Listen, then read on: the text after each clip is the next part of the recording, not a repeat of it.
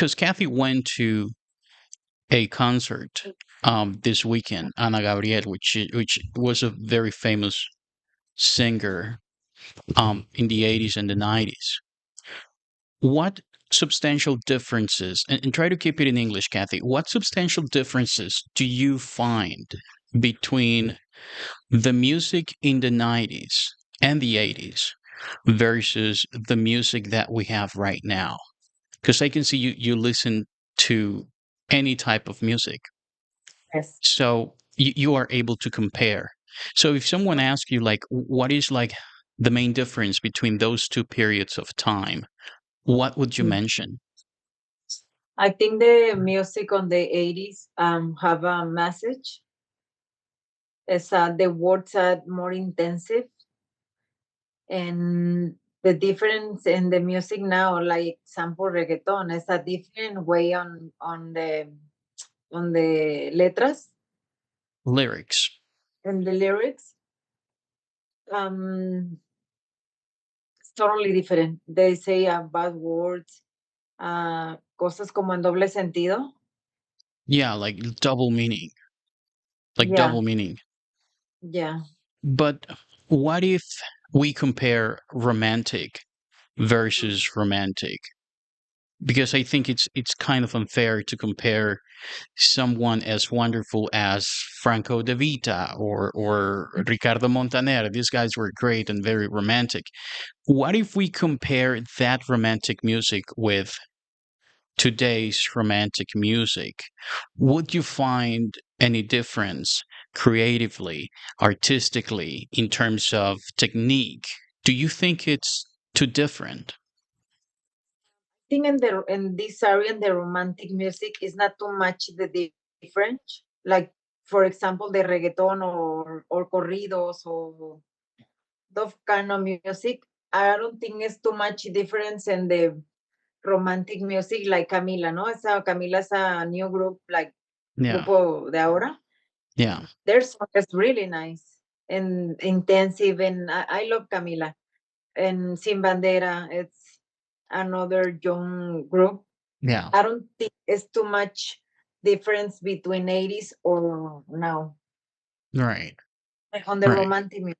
On the romantic side, Yeah. yes. Uh, you also listen to a lot of regional Mexican regional music, música de banda. Like you find it very appealing. That type of music, we have always had it with Tigres del Norte and things like that. Do you like more the type of regional music that you see right now, or would you prefer the one in the 90s and the 80s? My opinion, personally, I love reggaeton. I love reggaeton more You than do Ana like it. Gabriel or another. I don't like romantic music. You I don't like don't. it. Okay. No, no, no, no. I feel sad when I hear music romantic. I feel very sad. So I don't like it. I like reggaeton. I like it like bachata is like romantic but different, but with Yes. sabor. Different flavor. Yeah. Yes. Yeah, yeah, yeah. And I agree with you. You know, and this is what I do with music, and I think it's kind of a fair approach. I try to perceive the artistic aspect of it, and lyrics is typically like the last thing that I pay attention to. And I agree with you that when you go over some lyrics, especially in reggaeton, you will have like this very low IQ type of lyrics. But to be fair, that music is not to listen to it. That music is for you to dance. Again, Yes. I'm not justifying the lyrics. I'm saying that no one, and I think no one should, try to listen to reggaeton from an intellectual perspective. Like nobody listens to reggaeton intellectually.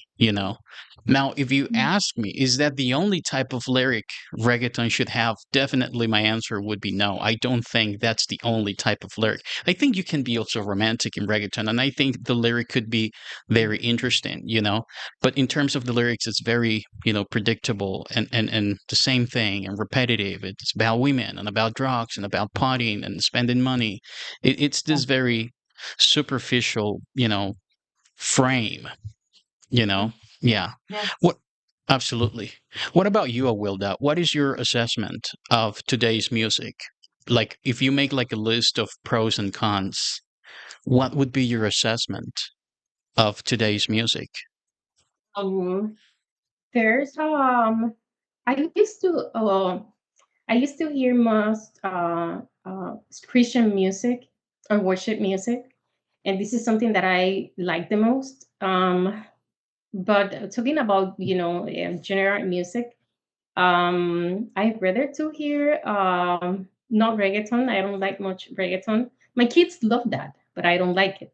You are from So Puerto Rico. That's the mecca of reggaeton. uh, Really? Oh, nice. we were actually watching the concert for from Puerto Rico, Bad Bunny concert. Yes, we were watching that concert. And there's so many things that I didn't like because they were perreando. So I don't like that. Those messages for this generation are not good. You don't have to do things like that when you are trying to show something to the community or to the world, and you are trying to say something about Puerto Rico and you are perreando. Yeah. I don't like that. Yes. You don't have to perrear because you want to show to everybody who is Puerto Rico. Puerto Rico es bello. Puerto Rico has so many things to show. Then at the and the fine and the best part, it was when Mark Anthony started to sing Preciosa, which was the best part. I love Anthony. I like the He's way very he's talented. He's very I talented. type of salsa. I like it. Um, but if I want to, if I want to talk about the pros and cons, so I believe that there's so many message behind the music. And I believe that music impact in the maybe probably is gonna impact your thoughts in a positive way or in a good way. There's so many things behind the music, so I believe that nowadays there's so many bad example behind the music. I don't know if this is not the correct word, but message behind the music. So and that's my opinion. There's so many lyrics, beautiful lyrics that you can hear. There's so many romantic lyrics that you can hear. So but in my opinion, there's more bad music Okay. they're trying to say some things to this generation that is not good for this generation, and Yeah. this generation just want to hear things like that, especialmente reggaeton. That's crazy, and my Great. kids love it. you know Yeah. don't like it, Yeah. love it. So Yeah. I want to circle back to this Bad Bunny topic because I watched a video from Carlos Ponce. I think he's from Puerto Rico as well. And a couple of days ago, and he was explaining that he does not feel identified with whatever Bad Bunny artistically represents.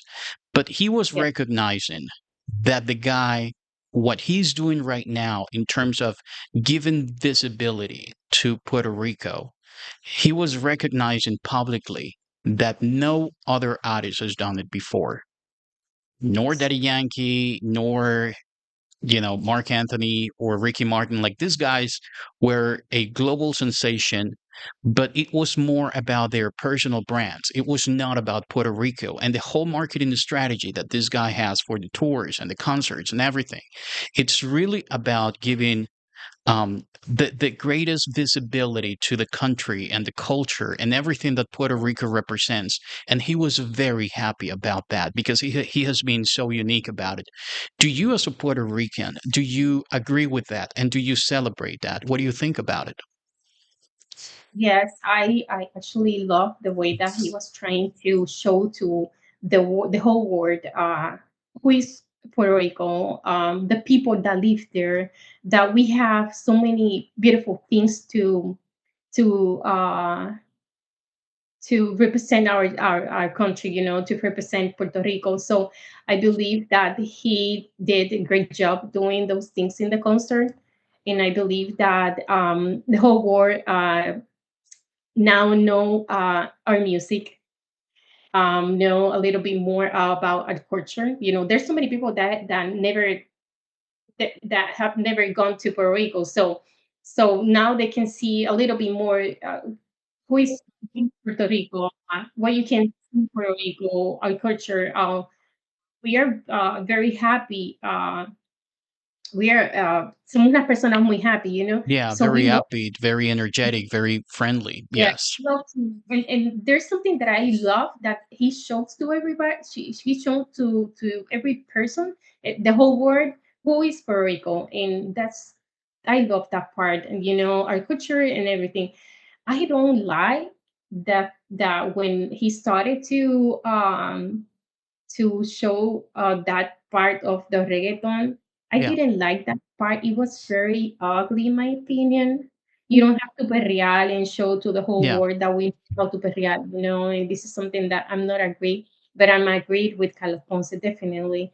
Yeah. Everybody had the opportunity to see Yeah. Puerto Rico, in that platform. Yeah. And he's definitely a very interesting phenomenon because he started with a lot of detractors, like a lot of people experienced some level of resistance to his music. And then he gradually, with, his music, began to either convince or persuade different demographics to the degree that you go to Spain, for example, and they love Bad Bunny in Spain. Like this guy is universal. Like I think this is the very first time that a Latin American is Mhm. ranked as number one in Spotify, something like that. Like he was number one for a consistent periods of for a considerable amount of weeks. He was number one in Spotify, and that's actually very hard to accomplish because of how universal and the amount of competition you have, in terms of music. And he was able to accomplish that, and I was like, wow, it's really interesting. Like you might agree or disagree with what he artistically represents and his lyrics, but I think in terms of professional accomplishment, he has accomplished a lot, don't you think? Yes, a lot, and he's trying to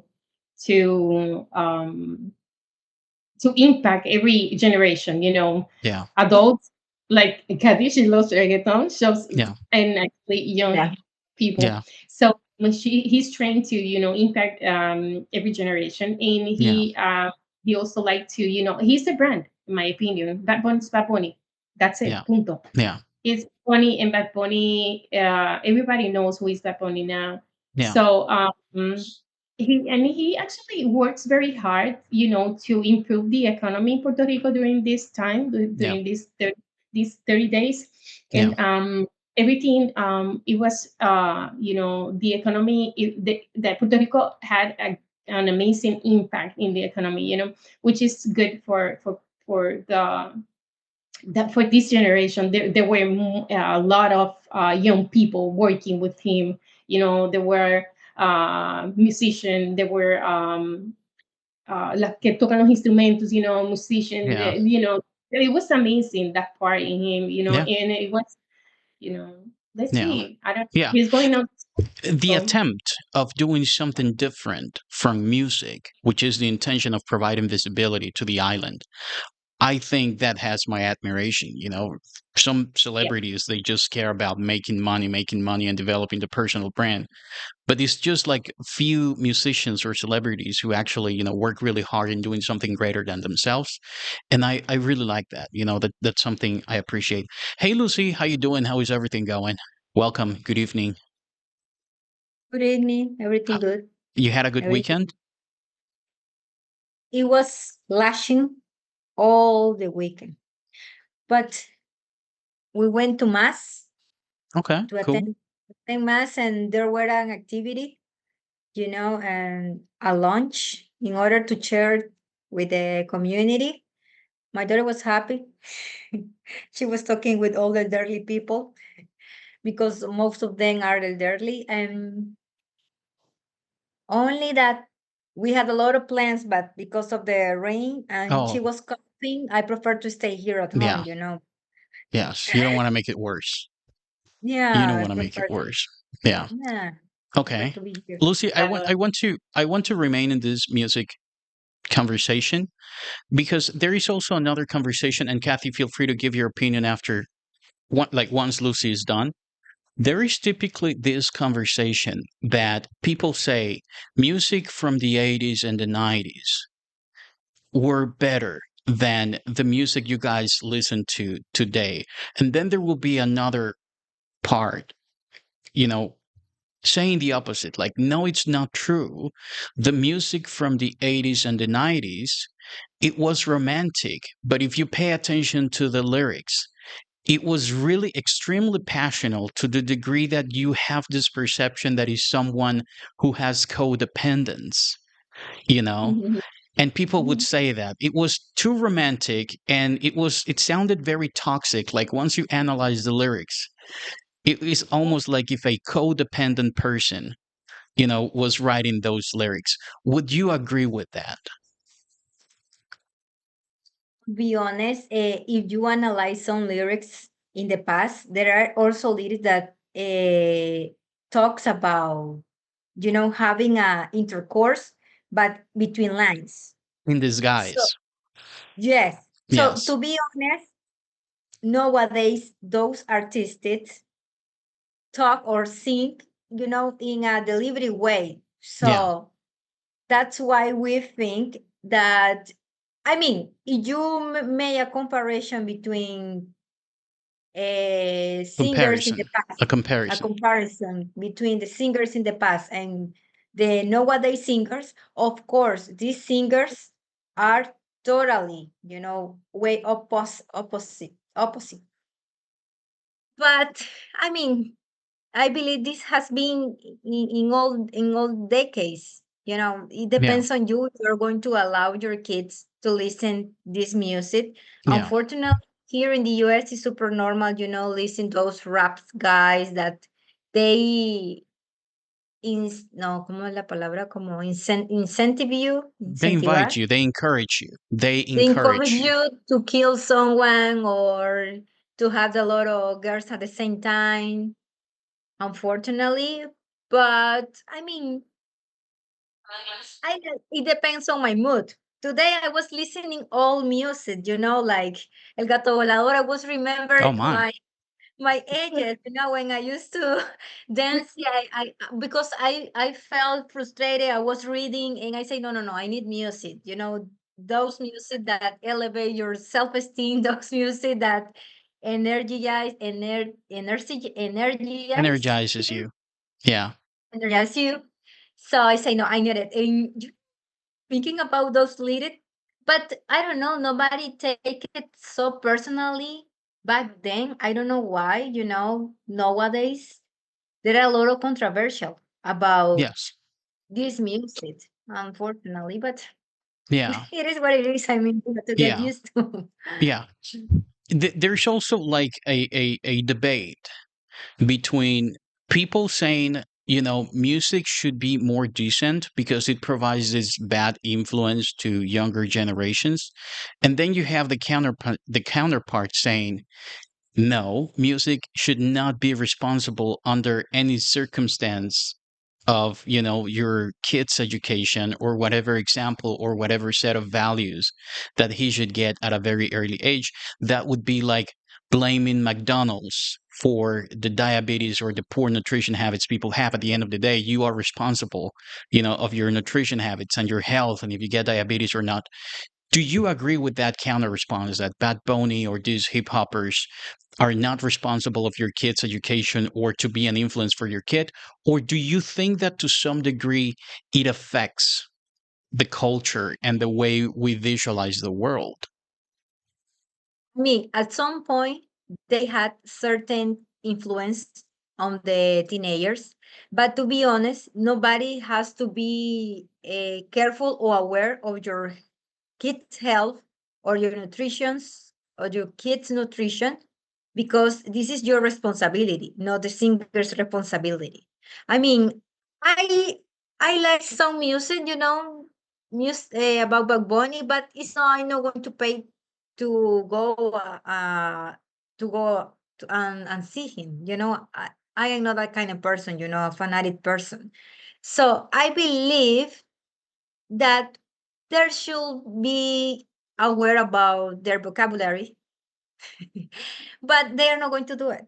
So you have to be responsible, taking care of your kids. It's not it's not about nutrition, about health. It's also about your environment, Yes. everything that surrounds you, about the society, the values, the music. It's a lot. Yes. Mm. So I could say 50-50. Yeah.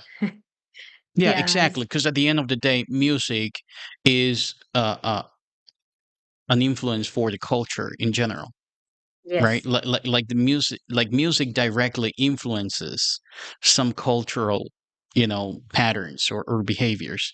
I agree with that Yeah. 100%. What do you think, Kathy? Do you think music shouldn't be responsible of being an influence, and you as a parent should be responsible of your kids' education?